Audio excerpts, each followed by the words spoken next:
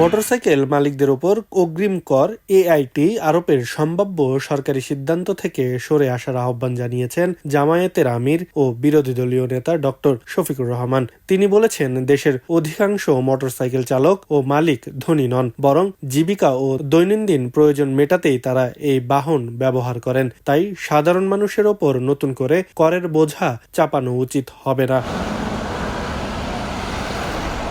রোববার নিজের verified Facebook স্ট্যাটাসে তিনি এ মন্তব্য করেন। স্ট্যাটাসে তিনি বলেন, বিভিন্ন গণমাধ্যমের খবরে জানা যাচ্ছে সরকার মোটরসাইকেলের ওপর কর আরোপের পরিকল্পনা করছে। রাষ্ট্রের রাজস্ব বাড়াতে করের আওতা সম্প্রসারণ প্রয়োজন হতে পারে, তবে জীবন সংগ্রামে থাকা মানুষের ওপর অতিরিক্ত চাপ সৃষ্টি করা ঠিক নয়। সরকার এমন কোনো পরিকল্পনা করে থাকলে তা থেকে সরে আসবে বলেও তিনি আশা ব্যক্ত করেন। অন্যথায় এটি জনস্বার্থ বিরোধী সিদ্ধান্ত হিসেবে বিবেচিত হবে বলে মন্তব্য করেন তিনি। এদিকে 2026-27 অর্থ বছরে প্রস্তাবিত বাজেটে মোটরসাইকেলের ওপর অগ্রিম কর আরোপ না করার দাবিতে জাতীয় রাজস্ব বোর্ডের চেয়ারম্যানের কাছে স্মারকলিপি জমা দিয়েছেন মোটরসাইকেল ব্যবহারকারীরা।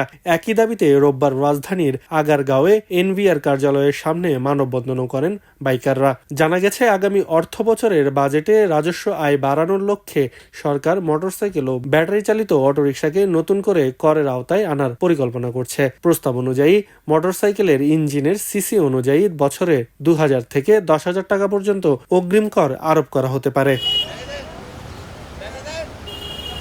বাংলাদেশ সড়ক পরিবহন কর্তৃপক্ষ বিআরটি এর তথ্য অনুযায়ী দেশে বর্তমানে নিবন্ধিত মোটরসাইকেলের সংখ্যা প্রায় 48,70,000।